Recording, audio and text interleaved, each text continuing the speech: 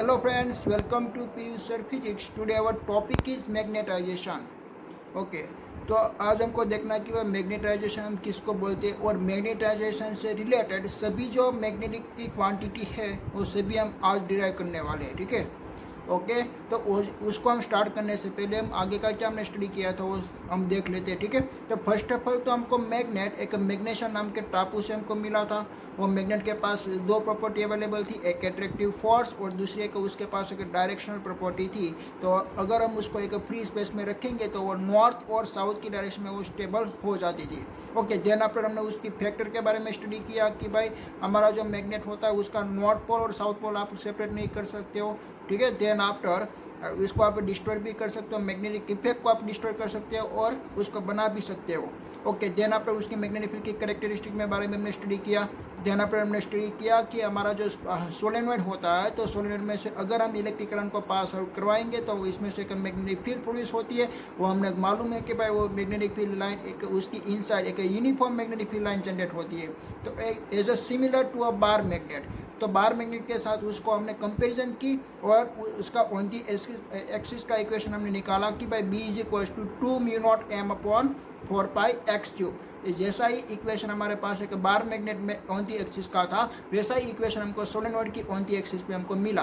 तो इससे क्या प्रूव होती है कि भाई हमारा जो सोलेनॉइड है एज अ बार मैग्नेट ही है. ओके, देन आफ्टर उसको देन आफ्टर हमने उसकी एक इलेक्ट्रिक फील्ड के साथ एनालॉजी की.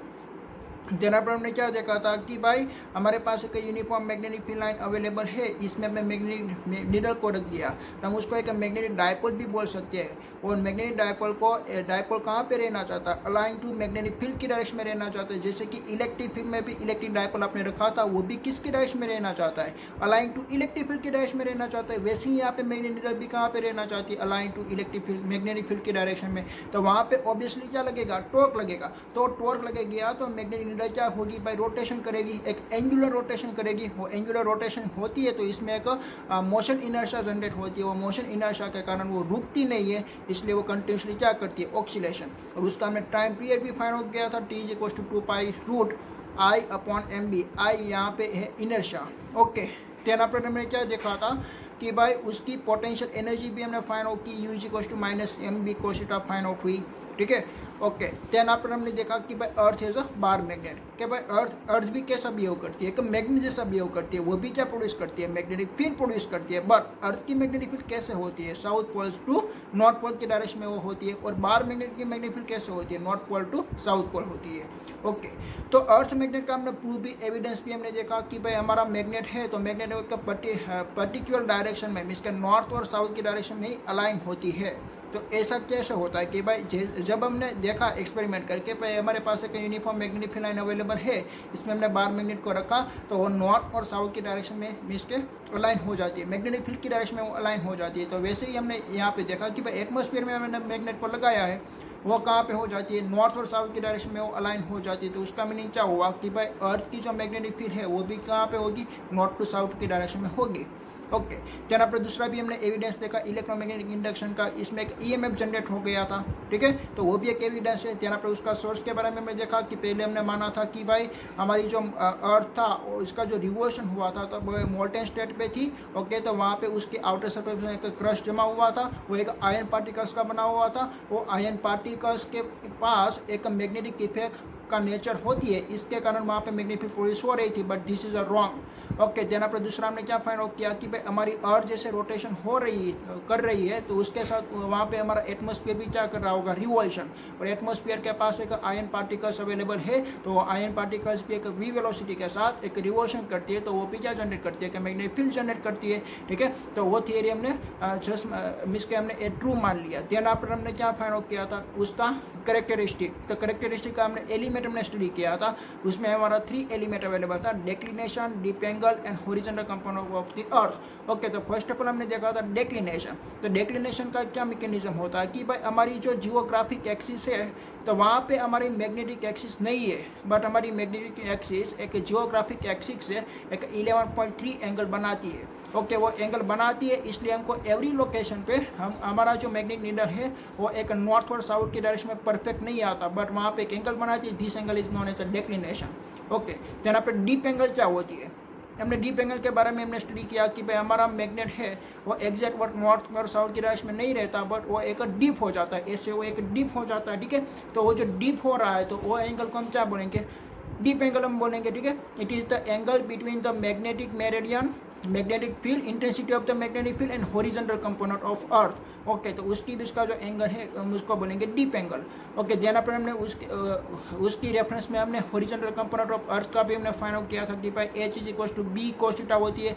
वर्टिकल एलिमेंट भी हमने फाइंड आउट किया था कि भाई B V is equal to होती है बी sin थीटा, जैसे हमने फाइंड आउट कर लिया था, ठीक है। ओके, तो वर्टिकल एलिमेंट का हमने यूज़ कहाँ पे किया कि जैसे कि हमारी प्लेन ऐसे फ्लाई होती है स्काई में, तो वो किसकी मैग्नेटिक फील्ड को काटती है, एक वर्टिकल मैग्नेटिक फील्ड को वो काटती है, ठीक है। तो इसलिए आपको कौन सी एलिमेंट की चाहिए, वर्टिकल एलिमेंट चाहिए, ठीक है।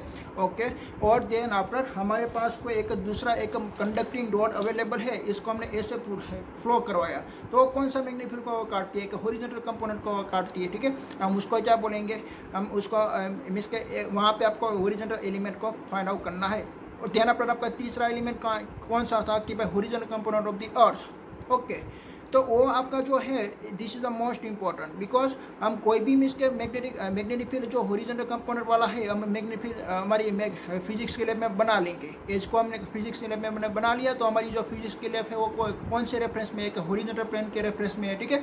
बट ए वाली लोकेशन पे आपकी मैग्नेटिक फील्ड ऐसी भी हो सकती है, ऐसी भी हो सकती है और ऐसी भी हो सकती है, तो उसकी भी इसका हमको क्या फाइंड आउट हो जाएगा, डीप एंगल। अगर डीप एंगल फाइंड आउट हो गया तो हमको बी की वैल्यू फाइंड आउट हो जाएगी, ठीक है। ओके, तो बी की वैल्यू हमने फाइंड आउट की, वो बी की वैल्यू क्या आएगी आपकी horizontal element of magnetic intensity H upon cos theta आती है, ठीक है। तो उसके कारण आप बी की वैल्यू भी फाइंड आउट कर सकते हो। यहाँ पर हमने क्या देखा कि भाई वेरिएशन के बारे में जाएगा, तो मैग्नेटिक फील्ड का वेरिएशन कब होता है कि भाई डिस्प्लेसमेंट लोकेशन चेंज करने से, उसका पोजीशन चेंज करने से भी हम बोल सकते हैं, लोकेशन चेंज करने से भी हम बोल सकते हैं। ओके, तो पोजीशन हम जब चेंज करेंगे तब उसका डिक्लिनेशन एंगल भी चेंज होता है, डीप एंगल भी चेंज होता है और horizontal component of the earth भी चेंज होता है। इसके कारण वो मैग्नेटिक फील्ड की इंटेंसिटी चेंज होती है, ठीक है। और यहाँ पर एक टाइम के वेरिएशन में हमने देखा था एक short time variation and long time variation. तो शॉर्ट टाइम वेरिएशन एक सोलर विंड के कारण चेंज होती है, और लॉन्ग टाइम वेरिएशन जिसके आफ्टर द 15 और 100 ईयर के बाद हमारा जो नॉर्थ पोल है और नॉर्थ पोल एक वेस्ट की तरफ इसके शिफ्ट होगा तो हमारा 11.3 एंगल है वो चेंज हो जाएगा, ठीक है। और वो कैसे चेंज होता है, एक मिस के वो ऑक्सीलेशन में मोशन करती है, इसलिए उसका चेंज होता है, ठीक है। हमने यहाँ तक का हमने स्टडी किया हुआ था। ओके, तो अभी आपको स्टडी करना है मैग्नेटाइजेशन के बारे में, बट मैग्नेटाइजेशन को स्टडी करने से पहले आपको मैग्नेटिक डायपोल के बारे में स्टडी करना पड़ेगा। ओके, तो हमने 4 सितंबर के मैग्नेटिक डायपोल हमने फाइंड आउट किया था। वो कैसे फाइंड आउट किया था कि भाई हमारे पास एक सपोज का एक सिंपल सा एक कंडक्टर अवेलेबल है, ऐसा कोई एक स्टेट कंडक्टर अवेलेबल है, उसको हमने एक बैटरी के साथ कनेक्टेड कर दिया, तो इसमें से करंट का फ्लो होगा positive terminal to negative terminal. तो करंट का फ्लो भाई इस डायरेक्शन में हो रहा है, तो उसका मीनिंग क्या हुआ कि भाई उसके इनसाइड जो इलेक्ट्रॉन है वो उसकी अपोजिट डायरेक्शन में इसका ट्रैवलिंग कर रहे हैं। ओके, तो इलेक्ट्रॉन के पास स्पीड अवेलेबल है, इलेक्ट्रॉन के पास एक वेलोसिटी अवेलेबल है। ओके, तो ऐसा ही सेम नेचर, और हमने मान लिया कि भाई उसकी अराउंड क्या प्रोड्यूस होती है, उसकी मैग्नेटिक इफेक्ट प्रोड्यूस होती है। ओके, तो वैसा ही सेम नेचर हमने दूसरा क्या हमने देखा कि भाई हमारे पास एक मैटर अवेलेबल है, वो मैटर को हम तोड़ेंगे तो उसके इंसाइड हमको मोलिक्यूल्स मिले, मोलिक्यूल्स को अगर हम तोड़ेंगे तो उसके इंसाइड हमको एटम मिले, और एटम के इंसाइड हमने देखा कि भाई हमारा इलेक्ट्रॉन एक न्यूक्लियस के अराउंड रिवॉल्यूशन हो रहा है। ओके, तो उसके पास भी क्या अवेलेबल है भाई, उसके पास भी एक स्पीड अवेलेबल है, तो वो भी क्या जनरेट करेगा, वो भी एक मैग्नेटिक इफेक्ट जनरेट करेगा। तो हमने उसको क्या माना, it is known as a magnetic dipole moment. Okay, तो वो मैग्नेटिक डायपोल मोमेंट कौन बनाती है, इलेक्ट्रॉन बनाती है, और इलेक्ट्रॉन किस में है कि भाई एटम के इनसाइड है, और एटम सभी सारे एटम को कॉम्बिनेशन करके हमने बना दिया मॉलिक्यूल्स, और सभी सारे मॉलिक्यूल्स को कॉम्बिनेशन करके हमने बना दिया मटेरियल। तो एवरी मटेरियल के पास क्या होती है, मैग्नेटिज्म होती है, ठीक है। एवरी मटेरियल के पास मैग्नेटिज्म होती है, सभी मटेरियल मैग्नेटिज्म बनाती है, बट कोई मटेरियल का मैग्नेटिज्म हमको दिखाई देता है और कोई मटेरियल का मैग्नेटिज्म हम नहीं देख पाते, ठीक है। उसका रीज़न क्या है कि भाई कोई एक मटेरियल का मैग्नेटिज्म इसके ज़्यादा इफेक्टिव होता है और कोई मटेरियल का मैग्नेटिज्म कम इफेक्टिव होता है, इसलिए हम उसको ऑब्जर्वेशन नहीं कर रहे हैं, ठीक है। ओके, तो सभी मटेरियल के पास क्या होगा, मैग्नेटिज्म होगा, क्योंकि सभी मटेरियल के पास इलेक्ट्रॉन है और इलेक्ट्रॉन रिवॉल्यूशन कर रही है। अगर वो इलेक्ट्रॉन रिवॉल्यूशन करेगी तो उसके अपोजिट डायरेक्शन में इलेक्ट्रिक करंट फाइंड आउट होगा, और अपोजिट डायरेक्शन में इलेक्ट्रिक करंट फाइंड आउट हो रहा है तो वो जो डायरेक्शन आप देख रहे हो, this direction is known as the magnetic dipole moment. वो किसकी डायरेक्शन है, मैग्नेटिक डायपोल मोमेंट की डायरेक्शन है। ओके, बट हमको क्या स्टडी करना है, मैग्नेटाइजेशन स्टडी करना है। ओके, तो मेरे पास ऐसा कोई मटेरियल अवेलेबल है, इसमें मैग्नेटिक डायपोल मोमेंटम बहुत सारे होते हैं। क्यों?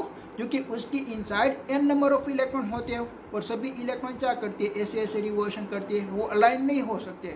कोई इलेक्ट्रॉन इसके ए डायरेक्शन में रिवॉल्यूशन करती है तो उसके कारण जो कोई एक इलेक्ट्रॉन इसके ऐसे रिवॉल्यूशन करती है तो उसके कारण नेट मैग्नेटिक डायपोल मोमेंटम इस डायरेक्शन में होती है। मैग्नेटिक डायपोल मोमेंटम है ना, एक वेक्टर क्वांटिटी है, ठीक है। तो हमने एक मैटर कंसिडर किए तो उसमें बहुत सारे एटम होते हैं, और बहुत सारे एटम में हमारा इलेक्ट्रॉन क्या कर रहा है, रिवॉल्यूशन कर रहा है। तो आपको क्या करना है, वेक्टर एडिशन करना है, और वेक्टर के बारे में आप अच्छे से जानते हो 11th में, ठीक है। ओके, तो हमारा जो एक इलेक्ट्रॉन था उसके कारण मैग्नेटिक मोमेंट मिली हमको ए डायरेक्शन में, दूसरा इलेक्ट्रॉन के कारण हमको मिली ए डायरेक्शन में, तो दोनों क्या हो गई, अपोजिट डायरेक्शन। तो उसका टोटल क्या हो जाएगा, तो भाई कैंसल आउट हो जाएगा। वैसे हमने दूसरे में देखा कि भाई एक इलेक्ट्रॉन ऐसे है और दूसरा इलेक्ट्रॉन की मैग्नेटिक मोमेंटम ऐसी है, तो हम उसको क्या कर देंगे, वेक्टर एडिशन कर देंगे। और एक वेक्टर ऐसा है और एक वेक्टर ऐसा है, तो हम क्या कर देंगे, उसका रिजल्टिंग हमने ऐसा फाइंड आउट कर लिया, ठीक है।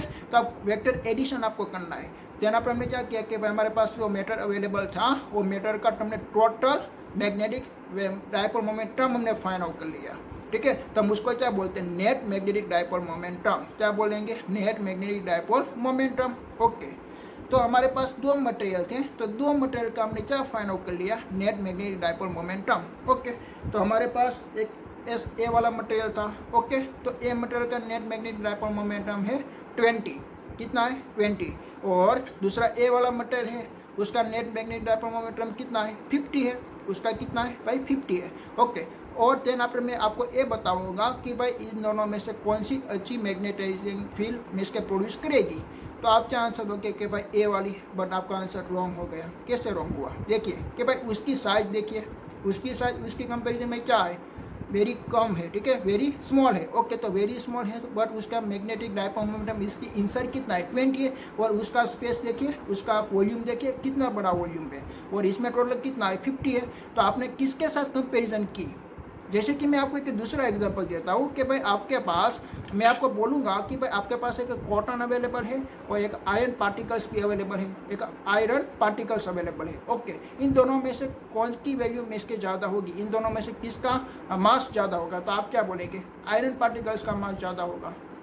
देना पर मैं आपको एक दूसरा एग्जांपल देता हूँ कि भाई आपने आयरन पार्टिकल्स को एक 1 किलोग्राम कंसिडर किया, एक हुल को एक 5 किलोग्राम आपने कंसिडर कर लिया, तो किसका मास ज़्यादा होगा, ऑब्वियसली 5 किलोग्राम का ही मास ज़्यादा होगा। पर इन दोनों में आपको क्या करना है, इन दोनों को आपको एक वॉल्यूम के बारे में आपको स्टडी करना है। आपको देखेंगे कि भाई जो हुल है तो हुल का वॉल्यूम बहुत ज़्यादा होता है और आयरन पार्टिकल्स का वॉल्यूम बहुत कम होता है, ठीक है। तो आपने किसके साथ इसके कंपैरिजन की, आपने क्या फाइंड आउट कर ली, डेंसिटी कैसे फाइंड आउट की, मास पर यूनिट वॉल्यूम से आपने फाइंड आउट कर लिया कि भाई उसका वॉल्यूम भी आपको देखना पड़ेगा, वो बहुत, उसका जो वूल होता है तो वूल का बहुत बड़ा वॉल्यूम होता है और आयरन पार्टिकल्स का स्मॉल वॉल्यूम होता है, ठीक है। तो आपने उसके साथ कौन सी क्वांटिटी फाइंड आउट कर ली, डेंसिटी फाइंड आउट कर ली। तो हमने भी यहाँ पे क्या फाइंड आउट करना है, मैग्नेटाइजेशन फाइंड आउट करना है। तो मैग्नेटाइजेशन हम किसको बोलेंगे कि भाई उसकी inside net magnetic dipole momentum कितनी थी 20, तो 20 पर यूनिट वॉल्यूम, ठीक है, तो 20 पर यूनिट वॉल्यूम। ओके, तो उसमें टोटल कितनी थी 15, तो 15 पर यूनिट वॉल्यूम, तो इसका वॉल्यूम ज़्यादा है। अगर वॉल्यूम ज़्यादा होगा तो मैग्नेटाइजेशन क्या होगा, कम होगा, क्योंकि मैग्नेटाइजेशन की इक्वेशन क्या मिली, net magnetic dipole momentum per unit volume. अगर वॉल्यूम ज़्यादा तो मैग्नेटाइजेशन कम, अगर वॉल्यूम इज कम सो दैट मैग्नेटाइजेशन इज ज़्यादा। ओके, तो किसकी इफेक्ट ज़्यादा होगी, स्मॉल वाले की इफेक्ट ज़्यादा होगी, ख्याल आया। ओके, तो ये मैग्नेटाइजेशन की हम डेफिनेशन अब लिख लेते हैं। ओके, तो जैसे आपने देखा कि भाई मैग्नेटाइजेशन क्या होती है, magnetic dipole momentum given sample, इसका हम उसको क्या बोलेंगे, net magnetic dipole moment, net magnetic dipole moment per unit volume, it is known as a magnetization, ठीक है। तो सभी मटेरियल की मैग्नेटाइजेशन डिफरेंट होती है, बट इसको आपको उसकी स्ट्रेंथ से, उसकी स्ट्रेंथ आप कैसे मेजरमेंट करेंगे, पर यूनिट वॉल्यूम से आप मेजरमेंट करेंगे। ओके, तो मैग्नेटाइजेशन का डेफिनेशन हम लिख देते हैं। Magnetisation.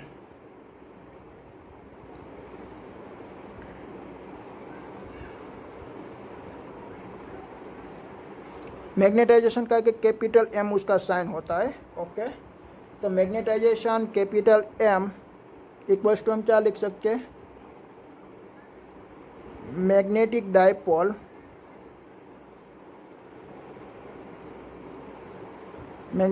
Moment of given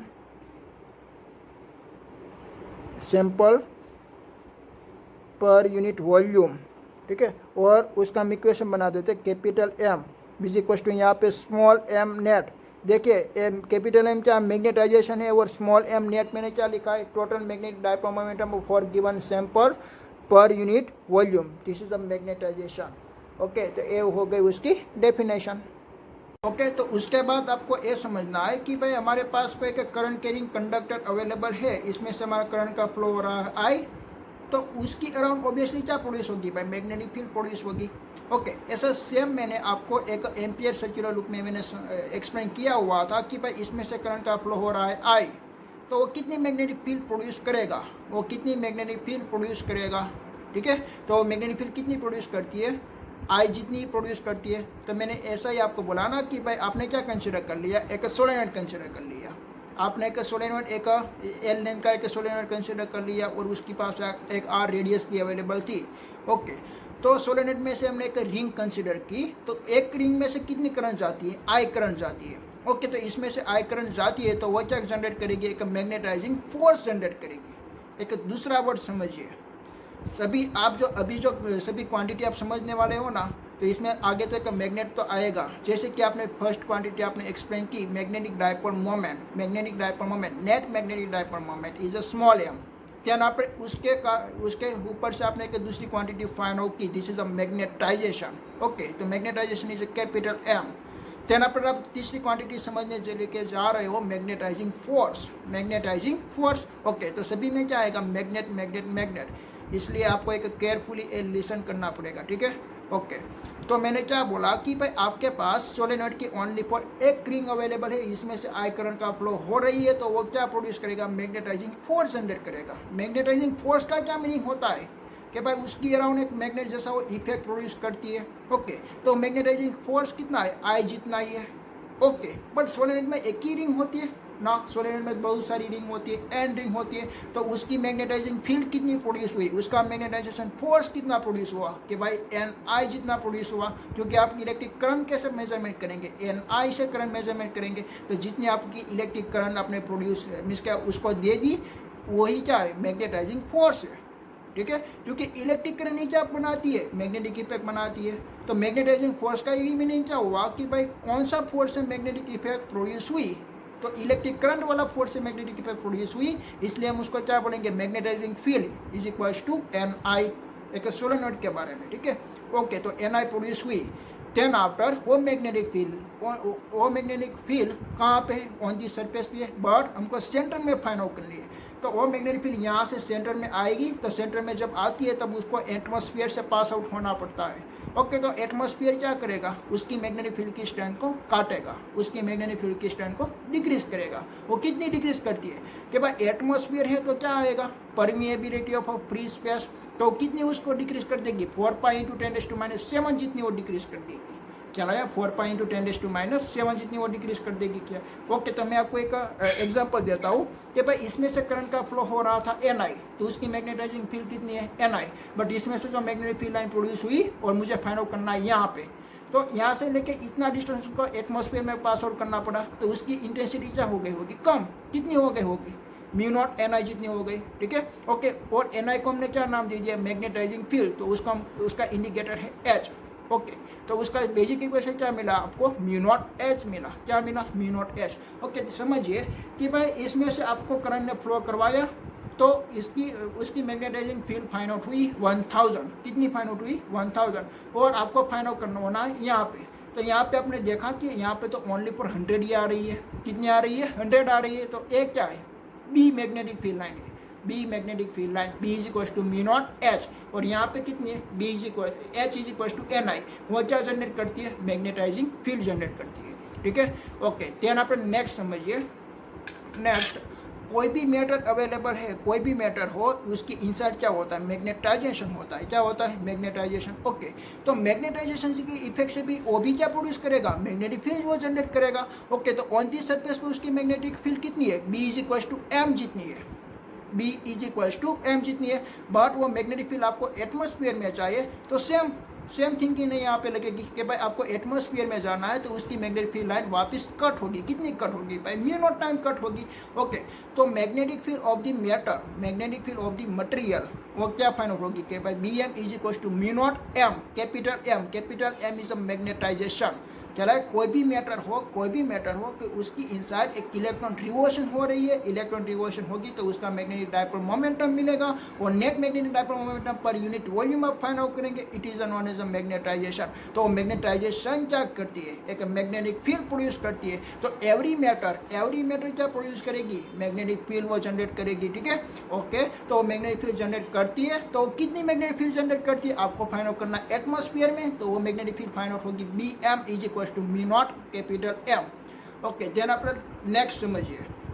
next में आपको क्या बोलना चाहता हूँ कि आपने एक सोलेनॉइड कंसिडर किया। क्या कंसिडर किया, एक स्प्रिंग को हम क्या बोलते हैं, एक सोलेनॉइड। ओके, तो सोलेनॉइड में से आपने करंट का फ्लो करवाया आई, तो टोटल मैग्नेटाइजेशन फील्ड कितनी हुई कि भाई टोटल नंबर ऑफ टर्न्स कितना है, एन। अगर आपके पास टोटल नंबर ऑफ टर्न्स 10 है तो आप क्या बोलेंगे, मैग्नेटाइजिंग फील्ड 10 आई।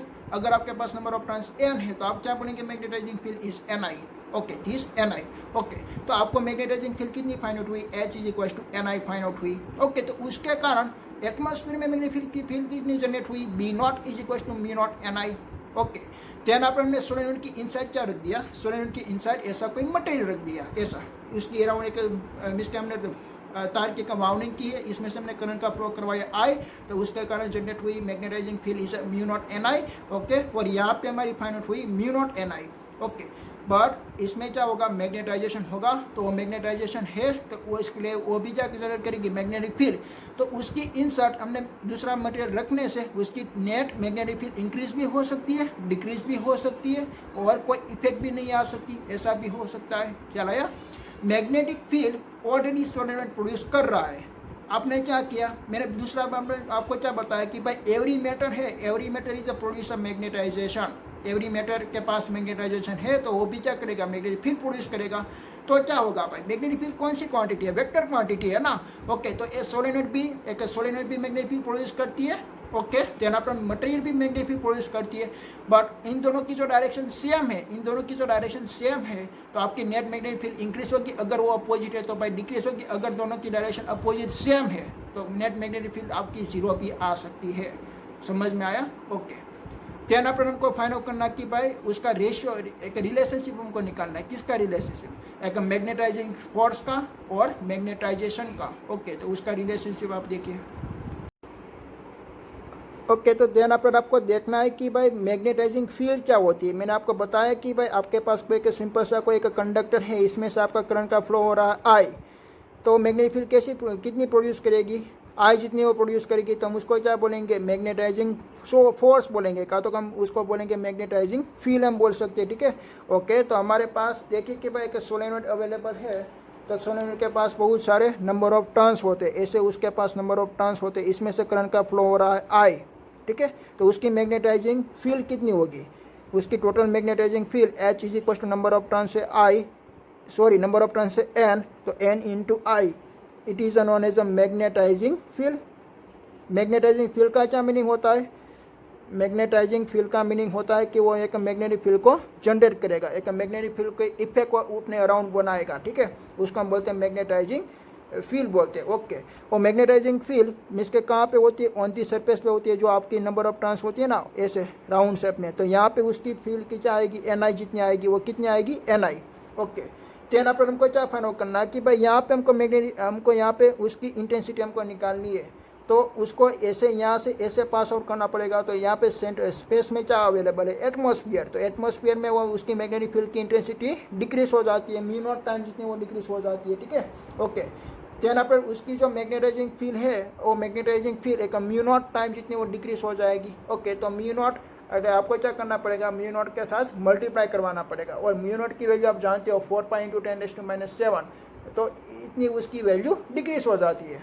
ख्याल आया आपको? मैं आपको एक एग्जांपल देता हूँ कि भाई ये जो मैग्नेटाइजिंग फील्ड है वो मैग्नेटाइजिंग फील्ड प्रोड्यूस हो रही है 1000, बट हमने यहाँ पे फाइंड आउट की तो वहाँ पे आ रही थी ओनली फॉर 10, तो 100 टाइम उसकी वैल्यू क्या हो गई, डिक्रीज हो गई। क्यों? क्योंकि उसको एटमॉस्फेयर से आना है, एटमॉस्फेयर एक इसके फ्री स्पेस अवेलेबल है, इसमें उसकी मैग्नेटिक फील्ड डिक्रीज हो जाती है, उसकी मैग्नेटिक फील्ड कट जाती है। ठीक है, ओके। तो हमको एक बी नॉट फ्री स्पेस के लिए कितना मिला, B not is equal to, free space के लिए आपका इक्वेशन आएगा B not is equal to mu not N I. ठीक है, ओके। तो हम यहाँ पे लिख दिया कि भाई magnetic field is due to current. ये किसके कारण बनी, करंट के कारण बनी, इसमें से हमने करंट को फ्लो करवाया, इसके कारण वो बनी। ओके, तो मैग्नेटिक फील्ड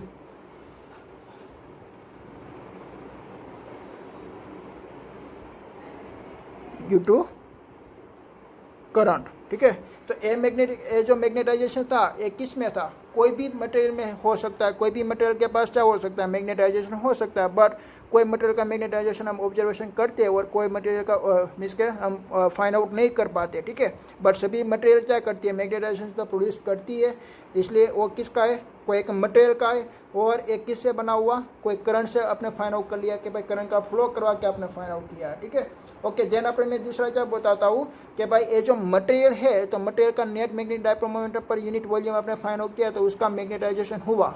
ओके, तो एवरी मटेरियल क्या प्रोड्यूस कर सकती है, मैग्नेटिक फील्ड प्रोड्यूस कर सकती है। ओके, वो मैग्नेटिक फील्ड पी कहाँ पे प्रोड्यूस मीन्स के कहाँ से पास आउट होगी, एटमॉस्फेयर से पास आउट होगी, तो उसकी मैग्नेटिक फील्ड हमको निकालनी है। तो वो मैग्नेटिक फील्ड लाइन किसकी होगी, ये फ्री स्पेस की है ना। ओके, तो वो मैग्नेटिक फील्ड लाइन हम क्या बोलेंगे, magnetic field due to the material, क्या बोलेंगे, magnetic field due to the material. Okay, तो वो मैं यहाँ पे मैं लिख देता हूँ, magnetic field due to the material means के उसका सिंबल है बी एम। तो B M is equal to आप क्या लिख सकते हो, म्यू नॉट कैपिटल एम आप लिख सकते हो, म्यू नॉट कैपिटल एम। और यहाँ पे आपने क्या लिखा, B not is equal to mu not N I. What is the N I, N I is equal to H, H क्या है, मैग्नेटाइजिंग फील्ड है। तो आपका इक्वेशन ऐसे भी बन सकता है ना, mu naught B not is equal to mu not H, आप ऐसा भी लिख सकते हो। ओके, और ये मटेरियल के लिए आप क्या लिख सकते हो, B is equal to mu naught M. What is the capital M, capital M is a magnetization. Okay, तो इसकी मैं यहाँ पे लिख देता हूँ कि भाई मैग्नेटिक फील्ड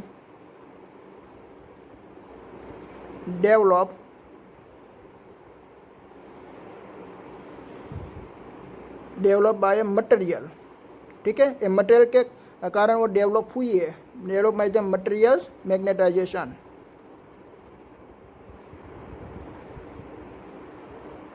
ओके, देन अपन में क्या किया, एक सोलेनोइड कंसिडर किया और सोलेनोइड के इनसाइड हम मटेरियल को हम रखेंगे तो उसकी मैग्नेटिक फील्ड की इंटेंसिटी वो इंक्रीज भी कर सकता है, डिक्रीज भी कर सकता है। ठीक है, और कोई इफेक्ट भी नहीं ला सकता, ऐसा भी हो सकता है। ठीक है, okay.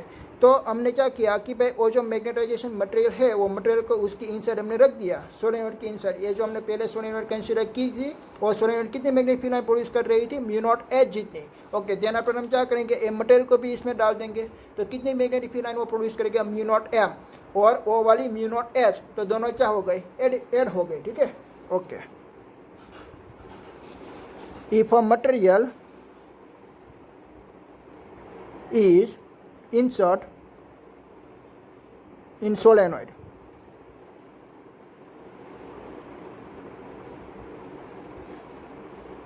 the magnetic field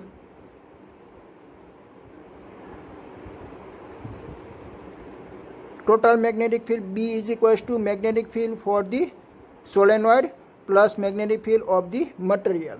okay, तो दोनों का इक्वेशन हम लिख देते हैं कि भाई mu not H plus mu not capital M, इन दोनों में से क्या कॉमन निकलेगा, म्यू कॉमन निकलेगा। तो म्यू इक्वल्स म्यू का उसमें हमको लिखना है H plus capital M. H क्या है, this is a magnetising force, और एम क्या है, मैग्नेटाइजेशन है। ओके, तो आपको एक दूसरा ऐसा कोई मीन्स के आपको इक्वेशन दिया है कि भाई मैग्नेटाइजेशन फोर्स और मैग्नेटाइजेशन का रिलेशनशिप आप फाइंड आउट कीजिए। तो आपको क्या सब्जेक्टिव बनाना है कि भाई मैग्नेटाइजेशन फोर्स को आपको सब्जेक्टिव बनाना है। तो आप क्या करेंगे, म्यू नॉट को सामने के साथ ले जाए तो B upon mu naught is equal to H plus capital M. Okay, तो एच इज इक्वल टू क्या फाइंड आउट हो गया, B upon mu naught minus capital M.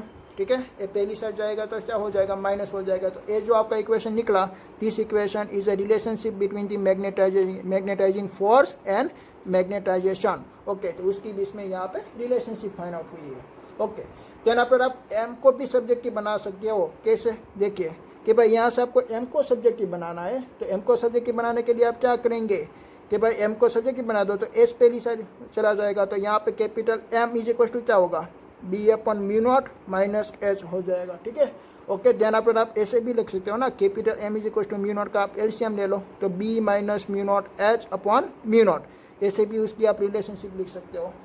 चला या? ओके ओके, देन पर आपको समझना कि भाई आपको कोई एक मटेरियल है, आपके पास ऐसा कोई मटेरियल अवेलेबल है, इसको आपको मैग्नेट बनाना है, तो आप मैग्नेट कैसे बनाए? पहले तो मटेरियल है, तो मटेरियल के इनसाइड तो इलेक्ट्रॉन क्या कर रहा होगा, रिवोल्यूशन कर रहा होगा, तो उसके पास तो मैग्नेटाइजेशन होगा ही, बट वो मैग्नेटाइजेशन शो नहीं कर रहा है। ठीक है, बट आपको क्या करना है, उसको मैग्नेट बनाना है। आप मैग्नेट बनाने के लिए आप क्या करेंगे, एक मैग्नेट लाएंगे कि भाई ये है मैग्नेट, ओके, और ये है मटेरियल, तो उसके साथ आपको क्या करना है, रब करना है। तो आपने ऐसा रब करने को स्टार्ट किया ऐसे कि भाई ये है उसका साउथ पोल, ये साउथ पोल ऐसे हो गया ऐसे, तो ये जो साउथ पोल है इसलिए वो क्या बनेगा, नॉर्थ पोल बनेगा, और ये साउथ पोल है। ठीक है, तो साउथ पोल आपका ऐसा आप रबिंग करते हो उसको कंटिन्यूसली। ओके, कंटिन्यूसली रबिंग करने के बाद आपने देखा कि भाई इसमें एक इंटेंसिटी आ गई, किसकी इंटेंसिटी, मैग्नेटिक फील्ड की इंटेंसिटी, तो वो क्या हो गया, वो एक मैग्नेटाइजेशन हो गया। ठीक है, किसकी इफेक्ट से, इसकी इफेक्ट से, कि भाई उसके पास मैग्नेटाइजिंग फील्ड अवेलेबल थी 100, तो इसमें क्या 100 प्रोड्यूस होगी ना, नहीं होगी, कभी भी नहीं होगी। ठीक है, इससे कम ही होगा। ओके, तो इसमें है, उसमें था 1000, तो इसमें प्रोड्यूस हुआ 100, तो कितना परसेंटेज, 10% मैग्नेटाइजेशन हुआ। कितना परसेंटेज, 10%। देन पर हमने क्या किया कि भाई ये मटेरियल को हमने रख दिया और हमने दूसरा मटेरियल हम लाए। ओके, हम ए वाला मटेरियल लाए और उसको भी हमने रबिंग करवाया, इतना टाइम ही रबिंग किया। ठीक है, पहले हमने 100 टाइम उसका रबिंग किया था, उसको भी हम 100 टाइम ही रबिंग करते हैं। देना पर हम देखते हैं कि भाई उसका मैग्नेटाइजेशन कितना हुआ। हमने देखा कि भाई उसका तो 20 फाइंड आउट हुआ, इसमें 1000 था, तो इसमें शो हो रहे हैं 200 क्या शो हो रहे हैं, net magnetic dipole momentum. Okay, तो वो क्या जनरेट करेगा, मैग्नेटाइजेशन जनरेट करेगा। ओके, तो उसका फाइंड आउट हुआ 200, इसका 20%। ओके, देन अपन हमें तीसरा मटेरियल लाते हैं, और तीसरा मटेरियल को भी उसके साथ हमने 100 बार क्या किया, रबिंग करवाया। ओके, देन अपन हम शो करते हैं कि भाई उसमें magnetisation, net magnetic dipole momentum find out हुई 700, तो कितना परसेंटेज, 70%। ओके, तो ये तीन मटेरियल को हमने 100 बार से ही मिस कर रबिंग करवाया, तभी तीनों में इफेक्ट क्या प्रोड्यूस हुई, डिफरेंट। एक में आई 10%, दूसरे में आई 20%, और तीसरे में आई 70%। तो सबसे अच्छा मैग्नेट कौन प्रोड्यूस हो गया, जो 70% वाला था वो। ठीक है, तो उसकी ससेप्टिबिलिटी, एक दूसरा वर्ड आ रहा है ससेप्टिबिलिटी, तो किसकी ससेप्टिबिलिटी ज़्यादा है, जो स्पीड से मैग्नेट हो गया उसकी ससेप्टिबिलिटी। ओके, तो ससेप्टिबिलिटी का बेसिक मीनिंग क्या होता है, मैं आपको ये एक्सप्लेन करना चाहता हूँ कि भाई कोई जो दो लोग हैं, वो दो लोग एक सेम एटमॉस्फेयर की कंडीशन में, जहाँ पे भी ठंड ज़्यादा है वहाँ पे वो जाते हैं। ठीक है, तो एक को ठंड कम लगती है और दूसरे को ठंड ज़्यादा लगती है, तो जिसमें से ठंड जिसका मैन को ठंड ज़्यादा लगती है उसकी ससेप्टिबिलिटी ज़्यादा है। ठीक है, और दूसरे की ससेप्टिबिलिटी उससे कम है, ऐसा हुआ। ठीक है, तो यहाँ पे मैंने आपको एक्सप्लेन किया कि भाई आपके पास 3 मटेरियल है, तो उस तीन मटेरियल के आपने एक सेम आपने रगड़ा एक मैग्नेट से। ठीक है, ओके, तो एक में एक मैग्नेटाइजेशन प्रोड्यूस हुआ 10, दूसरे में फाइंड आउट हुआ 20, और तीसरे में फाइंड आउट हुआ 70। तो जो 70 वाला है उसकी ससेप्टिबिलिटी सबसे ज़्यादा है। ओके, तो ससेप्टिबिलिटी हम फाइंड आउट करेंगे। ठीक है, और उसके कारण हम उसकी सभी हम वैल्यू के साथ उसका हम डिफाइन करेंगे कि भाई दूसरी उसकी कौन सी मैग्नेटिक फील्ड के जो दूसरे पैरामीटर है उसके साथ वो कैसा रिलेशनशिप बनाती है, वो हम देखेंगे। ओके ओके, देन आफ्टर आपको कोई भी एक मटेरियल को मैग्नेट बनाना है, तो आपको क्या करना पड़ेगा, जो मैग्नेट ऑलरेडी है उसके साथ आपको रबिंग करना पड़ेगा। आप रबिंग करेंगे तो इसमें एक मैग्नेटाइजेशन जनरेट होगा, और मैग्नेटाइजेशन किसके कारण जनरेट हुआ, आपने क्या किया। और दूसरा भी आप कर सकते हो ना कि भाई आपके पास सोलेनॉइड अवेलेबल है, जैसे कि आपके पास एक सोलेनॉइड की एक रिंग अवेलेबल है, और सोलेनॉइड की रिंग क्या प्रोड्यूस करेगी, एक uniform magnetic field line produce करेगी, और मैग्नेटिक फील्ड लाइन को हम क्या बोलेंगे, मैग्नेटाइजिंग फील्ड बोलेंगे। और मैग्नेटाइजिंग फील्ड के इनसाइड में एक मटेरियल को हमने ऐसा रख दिया। ठीक है, तो और मैग्नेटिक फील्ड के इनसाइड में मटेरियल को रख दिया, वो मटेरियल के इनसाइड क्या होता है कि भाई इलेक्ट्रॉन रिवोल्यूशन कर रहा होगा, उसके इनसाइड भी बहुत सारे नंबर ऑफ एटम्स है। ठीक है, तो उसके इनसाइड बहुत सारे इलेक्ट्रॉन है, वो रिवोल्यूशन कर रही है, और सभी रिवोल्यूशन कर रही है, तो उसको अलाइन टू मैग्नेटिक फील्ड के डायरेक्शन में लाएगा। ठीक है, तो वो क्या हो जाएगा, मिसके वो भी क्या जनरेट करेगा, देन आफ्टर के बाद वो भी क्या जनरेट कर सकती है, मैग्नेटाइजिंग फील्ड प्रोड्यूस कर सकती है। तो ये मटेरियल में मैग्नेटाइजिंग फील्ड आपकी डेवलप हो गई, ठीक है, और किसके कारण डेवलप हो गई, ए मैग्नेटाइजिंग फील्ड के कारण। ओके, तो उसको हम क्या बोलेंगे, ससेप्टिबिलिटी हम बोलेंगे कि भाई उसकी कितनी ससेप्टिबिलिटी फाइंड आउट हुई, ठीक है। ओके, तो ससेप्टिबिलिटी आप कैसे फाइंड आउट करेंगे कि भाई magnetisation is direct proportional to magnetising field, ये आपकी मैग्नेटाइजिंग फील्ड की पर डिपेंडेंट है, ठीक है। ओके, आपने मैग्नेटाइजिंग फील्ड पहले आपने दी 100, तो उसका मैग्नेटाइजेशन हुआ 10 आपने उसको दी 1000, तो उसका मैग्नेटाइजेशन हुआ 100, ठीक है। तो वैसे हम क्या लिख सकते हैं कि भाई magnetisation is directly proportional to magnetising field. Okay, तो हम ऐसे भी लिख सकते हैं ना कि भाई magnetisation capital M is directly proportional to magnetising field. A proportionality को रिमूव करने के लिए कोई कांस्टेंट की रिक्वायरमेंट है, और कांस्टेंट को हम क्या लिखेंगे, ससेप्टिबिलिटी साई एच, ठीक है। और ससेप्टिबिलिटी क्या फाइंड आउट होगी, magnetisation per unit magnetising field. Okay, तो उसका क्या मीनिंग हुआ कि भाई देखिए कि मैं यहाँ पे एक फिगर ही ड्रॉ कर लेता हूँ कि भाई ऐसा आपके पास सोलेनॉइड अवेलेबल है,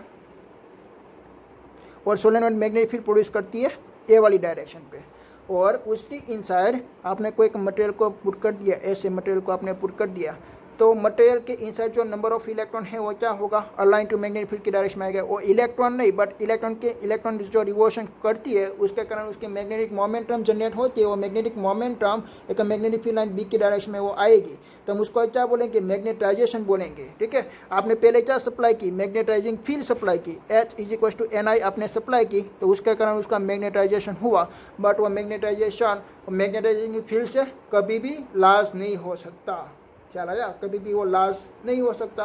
ओके, तो हम उसको क्या बोलेंगे कि भाई साइन ऑन को हम क्या बोल सकते हैं, ससेप्टिबिलिटी हम बोल सकते हैं, ठीक है।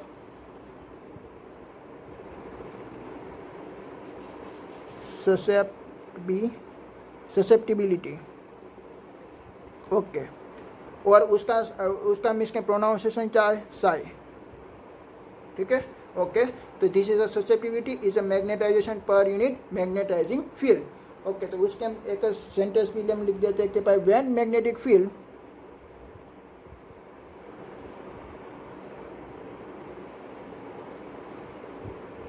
H is applied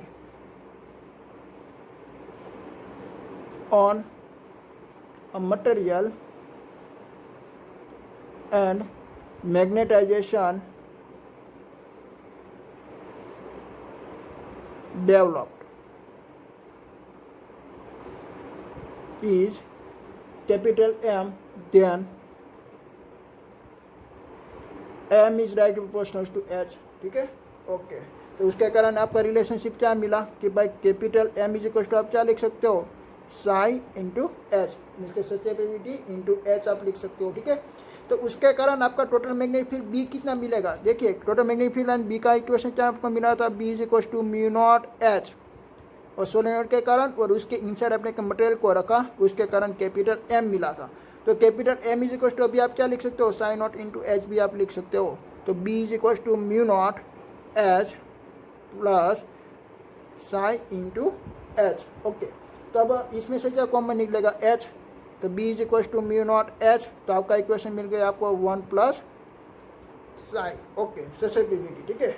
okay, then पर मैं क्या करता हूँ, देखिए कि भाई H की मैं वैल्यू मैं पुट कर देता हूँ, मैग्नेटाइजिंग फील्ड H = NI होती है ना, तो B = आप क्या लिख सकते हो, 1 प्लस साई μ0 NI आप लिख सकते हो। ये किसकी है, एक magnetic field of the material की है, तो आप यहाँ पे क्या लिख सकते हो, BM लिख सकते हो, ठीक है। ओके, तो जनरल आप magnetic field of the material का इक्वेशन आप कैसे डिराइव कर सकते हो, देखिए कि भाई आपके पास रिलेटिव परमिएबिलिटी होती है, relative permeability μr = permeability of a medium पर permeability of a free space. Suppose के आपके पास मैग्नेटिक फील्ड का इक्वेशन अवेलेबल है इन द वैक्यूम, B0 = आप क्या लिख सकते हो, μ0 NI आप लिख सकते हो, बट आपके पास मैग्नेटिक फील्ड का इक्वेशन है फॉर दी मटेरियल, तो मटेरियल के लिए आप क्या लिख सकते हो, μm इंटू NI आप लिख सकते हो, ठीक है। ओके, तो इसके कारण आपका इक्वेशन क्या मिला कि भाई magnetic field of BM = for the material = आप क्या लिख सकते हो, μm, NI के बदले आप क्या लिख सकते हो, H, तो μ0 आप H भी लिख सकते हो, ठीक है। ओके, तो यहाँ पर मैं μm की मैं वैल्यू पुट करना चाहता हूँ यहाँ से, तो μm = आपको क्या मिलेगा, μm = आपको मिलेगा μr into μ0, this is a relative permeability.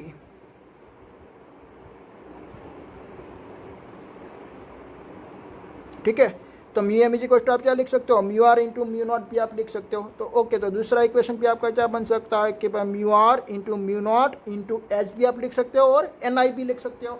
Okay, तो ए से आपको कैसे फाइंड आउट हुआ, देखिए कि भाई ए वाला भी आपके पास इक्वेशन है, this equation 1 and this equation 2। तो आपने क्या किया, इन दोनों इक्वेशन को आपने डिवाइड कर दिया। तो आप ऐसे लिख सकते हो ना, B M upon B not is equal to mu naught mu M N I upon mu naught ni, तो so that ni is a cancel, so that mu m upon mu naught is equals to relative permeability। Okay, चला है आपको relative permeability, और mu m is equal to आप subjective बना दो तो mu r into mu naught find out हो जाएगा। ओके, तो आपका बी एम क्या फाइंड आउट होगा कि भाई बी एम का आपका इक्वेशन फाइंड आउट हुआ, B M is equal to mu R into mu not N I.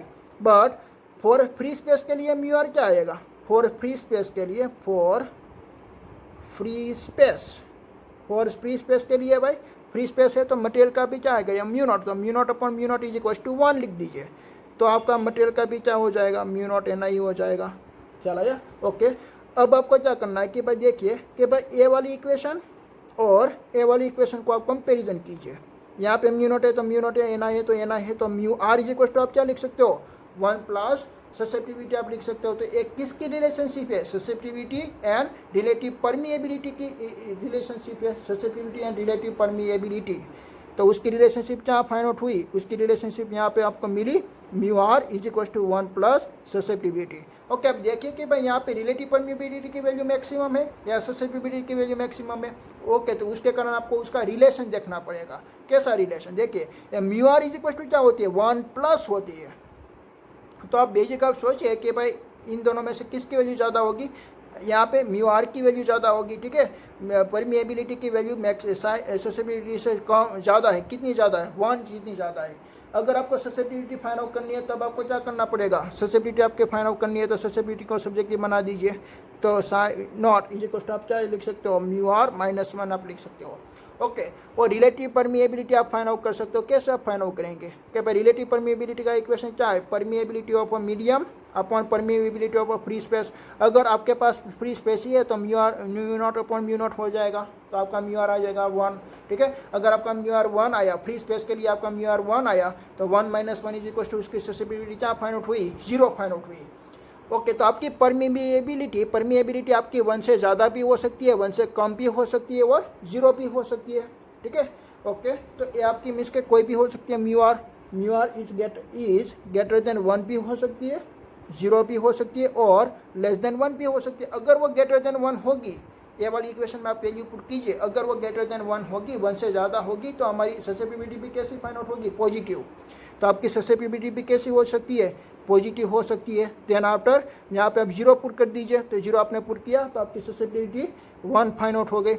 ठीक है, ओके, देन आफ्टर आपने क्या किया, आपको यहाँ पे 1 पुट करना है, आपको यहाँ पे 1 पुट करना है। अगर आपने यहाँ पे 1 पुट किया तो 1 पुट किया तो क्या आएगा, 0 आएगा, और देन आफ्टर लेस देन 1 आप पुट कीजिए तो माइनस साइन आएगी। ठीक है, तो किसी की ससेप्टिबिलिटी पॉजिटिव, 0 और नेगेटिव भी हो सकती है, और रिलेटिव परमिएबिलिटी भी नेगेटिव हो सकती है।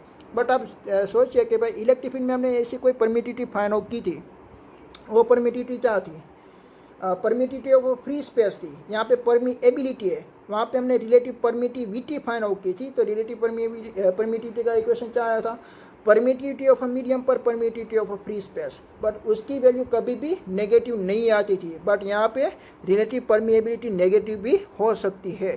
क्यों नेगेटिव हो सकती है, क्योंकि उसकी डायरेक्शन अपोजिट होगी। ठीक है, ओके, तो जो ससेप्टिबिलिटी होती है वो ससेप्टिबिलिटी पॉजिटिव भी हो सकती है, नेगेटिव भी हो सकती है और 0 भी हो सकती है, वो आपने देखा। ओके, तो ससेप्टिबिलिटी नेगेटिव होना का क्या मीनिंग हुआ कि भाई आपके पास सोलेनोइड है, सोलेनोइड मीन्स क्या, स्प्रिंग अवेलेबल है, इसमें से आपने करंट, इलेक्ट्रिक करंट को पास आउट किया तो वो क्या प्रोड्यूस करेगा, मैग्नेटिक फील्ड प्रोड्यूस करेगा। वो क्या प्रोड्यूस करेगा, मैग्नेटिक फील्ड। और मैग्नेटिक फील्ड क्या होती है, वेक्टर क्वांटिटी होती है। आप मान लीजिए कि भाई वो मैग्नेटिक फील्ड लाइन आपकी ए डायरेक्शन में प्रोड्यूस हो रही है। ओके, वो डायरेक्शन में वो जा रही है। ओके, वो एक uniform magnetic field line generate करेगी और उसकी इनसाइड हमने एक मटेरियल को पुट कर दिया ऐसे। ओके, तो ऐसे उस मटेरियल में हमने पुट कर दिया तो वो मटेरियल की इनसाइड क्या था, एक रिवॉल्यूशन कर रहा था इलेक्ट्रॉन, बट सभी की डायरेक्शन सेम नहीं थी।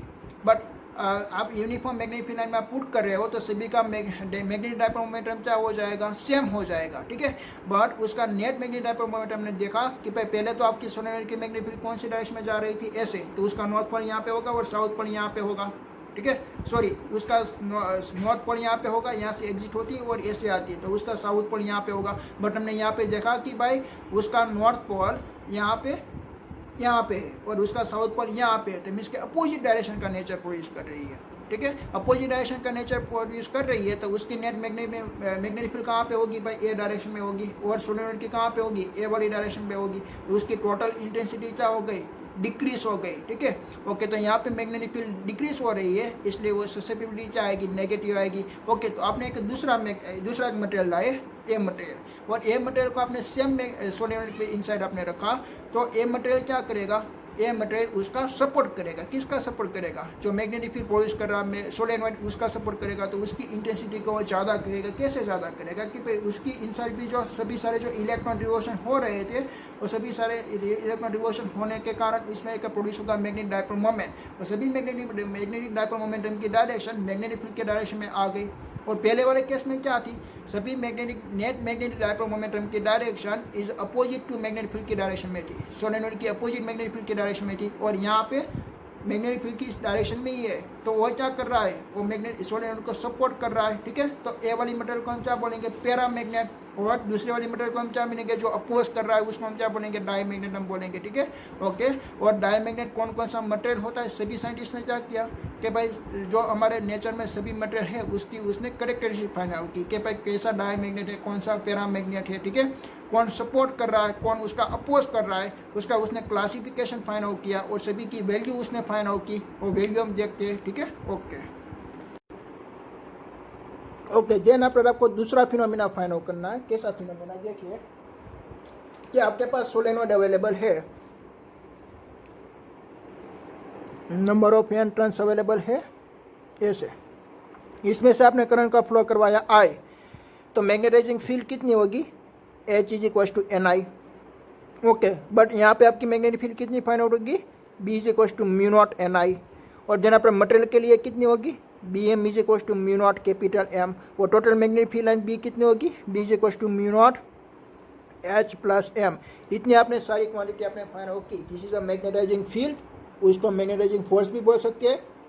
This is a magnetic field of the free space B not, this is a magnetic field of the material, this is a total magnetic field B। Okay, तेना पर मैंने क्या किया कि भाई मैंने एक पार्टिकल से एक दूसरा मटेरियल मैंने लाया, और दूसरा मटेरियल को मैंने यहाँ पे इंसर्ट कर दिया सोलेनोइड की इनसाइड। तो सोलेनोइड की जो मैग्नेटिक फील्ड थी ना, वो मैग्नेटिक फील्ड ए वाली डायरेक्शन पे थी, this is the magnetic field in this direction. Okay, तो ए कैसा बिहेव करेगा कि भाई ए नॉर्थ पोल जैसा बिहेव करती है, ए साउथ पोल जैसा बिहेव करती है, और एक यूनिफॉर्म मैग्नेटिक फील्ड के कारण इसमें से भी क्या प्रोड्यूस हो जाएगा, मैग्नेटाइजिंग प्रोड्यूस हो जाएगा, क्योंकि आप क्या उसको दे रहे हो, मैग्नेटाइजिंग फील्ड आप दे रहे हो। मैग्नेटाइजिंग फील्ड देने से उसका मैग्नेटाइजेशन होता है, इसमें जो नंबर ऑफ इलेक्ट्रॉन होते हैं और रिवोल्यूशन तो करते ही है, बट आपको क्या करना है, अलाइन करना है। वो मैग्नेटिक फील्ड की इफेक्ट से वो अलाइन होगा कोई एक पर्टिकुलर डायरेक्शन में, ठीक है। वो उसकी डायरेक्शन मैग्नेटिक फील्ड की भी डायरेक्शन में हो सकती है और मैग्नेटिक फील्ड की अपोजिट डायरेक्शन में भी हो सकती है। तो ए वाली केस में क्या हुई कि ए वाली केस में यहाँ पे नॉर्थ पोल है, तो उसका यहाँ पे साउथ पोल बन गया और नॉर्थ पोल बन गया, तो उसकी मैग्नेटिक फील्ड की डायरेक्शन कैसे आई, ऐसे आई। तो रिजल्टिंग मैग्नेटिक फील्ड क्या हो गई, डिक्रीज हो गई। तो ए वाली मटेरियल को हम क्या बोलेंगे, डाई मैग्नेट बोलेंगे। ए वाली मटेरियल को हम क्या बोलेंगे, डाई मैग्नेट। क्यों डाई मैग्नेट बोलेंगे, क्योंकि वो रिजल्टिंग मैग्नेटिक फील्ड को क्या करती है, डिक्रीज करती है। ओके, और दूसरा हमने मटेरियल ले लिया और उसको भी हमने एक सोलेनोइड में हमने रखा, ऐसा हमने एक सोलेनोइड बना लिया। इसमें से भी हम करंट का I का फ्लो कर रहे हैं, तो वो भी क्या प्रोड्यूस करेगी, magnetising field H is equal to NI। Okay, उसका भी यहाँ पे साउथ पोल है और नॉर्थ पोल है, वो भी मैग्नेटिक फील्ड लाइन यही डायरेक्शन में बनाती थी। और हमने इसमें एक दूसरा मटेरियल रखा, ऐसा कोई एक मटेरियल हमने रखा।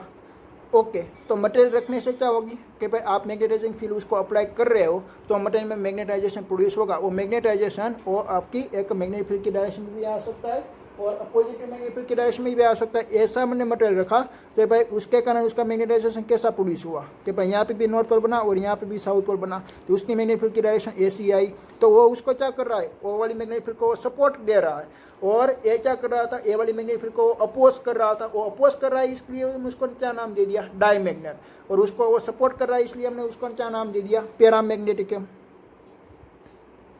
पैरामैग्नेटिक।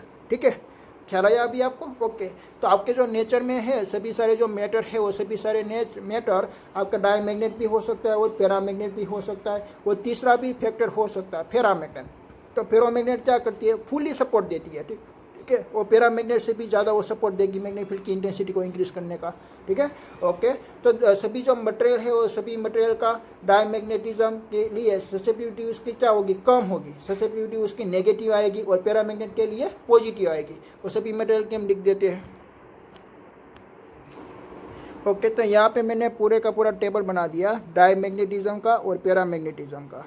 जो डायमैग्नेट होता है ना तो उसकी ससेप्टिविटी नेगेटिव आती है। आपने आगे देखा था कि भाई ससेप्टिविटी कब नेगेटिव आती है, जब उसकी परमिएबिलिटी क्या होती है, 1 से कम होती है। देखिए यहाँ पे आपकी परमिएबिलिटी 1 से कम होती है तब उसकी ससेप्टिबिलिटी नेगेटिव आती है। तो ये सभी जो मटेरियल आप देख रहे हो, bismuth, copper, diamond, gold, lead, Hg, N2, silver और सिलिकॉन, ये सभी आपका जो मटेरियल है वो सभी मटेरियल एक डायमैग्नेट है और मैग्नेटिक फील्ड का अपोज करता है। वो एक ऐसा मटेरियल है। ठीक है, और नेट मैग्नेटिक फील्ड लाइन का क्या करेगा, अपोज करेगा और उसकी इफेक्ट को डिक्रीज कर देगा। इसलिए वो सभी के आगे क्या मैंने लगाया है, माइनस साइन लगाया है। ठीक है, ओके, इसमें से एक इसका गैस एलिमेंट है। कौन सा गैस एलिमेंट है, ऑक्सीजन। ऑक्सीजन क्या होता है, डायमैग्नेट होता है। ठीक है, ऑक्सीजन क्या होता है, डायमैग्नेट, और हमारे एटमॉस्फेयर में ऑक्सीजन ही मैक्सिमम है। देन पर पैरामैग्नेट देखिए, तो पैरामैग्नेट में साइन क्या आती है, पॉजिटिव साइन आती है। क्यों, क्योंकि वो एक मैग्नेटिक फील्ड को सपोर्ट कर रही है। एल्यूमिनियम है, कैल्शियम है, chromium, lithium, magnesium, niobium, oxygen, platinum and tungsten. ठीक है, वो सभी क्या कर रही है, एक पैरामैग्नेट है, वो सभी एक मैग्नेटिक फील्ड को सपोर्ट कर रही है। ओके, तो सबसे ज़्यादा देखिए भाई सबसे कम पैरामैग्नेट कौन सा है, जिसका ऑर्डर मैक्सिमम है 10⁻⁶, तो ऑक्सीजन का है। किसका है, ऑक्सीजन का। ठीक है, ओके, तो ऑक्सीजन से सबसे कम है। ओके, तो यहाँ पे कौन सा गैसेस है, ऑक्सीजन। तो ऑक्सीजन क्या होता है, पैरामैग्नेट, और यहाँ पे नाइट्रोजन गैस है, वो एक डायमैग्नेट होता है।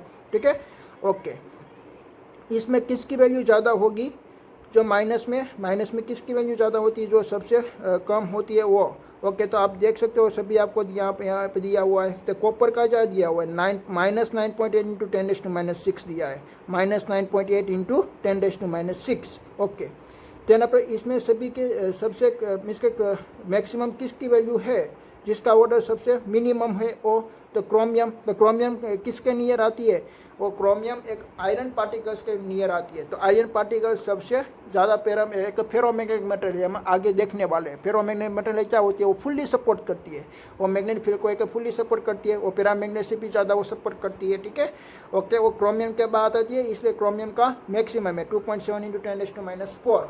ओके, ये सभी की वैल्यू आपको याद नहीं रखनी है, बट आपको ओनली फॉर क्या याद रखना है कि भाई डायमैग्नेट में गैस कौन सा है, नाइट्रोजन, और पैरामैग्नेट में गैस कौन सा है, ऑक्सीजन है। देन आप किसकी वैल्यू ज़्यादा है वो भी आपको याद रखनी है। भाई क्रोमियम की वैल्यू सबसे कम है। ठीक है, क्रोमियम की वैल्यू सबसे पैरामैग्नेट में सबसे ज़्यादा है, सॉरी उसका ऑर्डर 10⁻⁴ है, इसलिए वो सबसे ज़्यादा है। ठीक है, और नेगेटिव में भी आपको याद रखना है कि भाई कॉपर आपको नेगेटिव में याद रखनी है। ठीक है, ओके।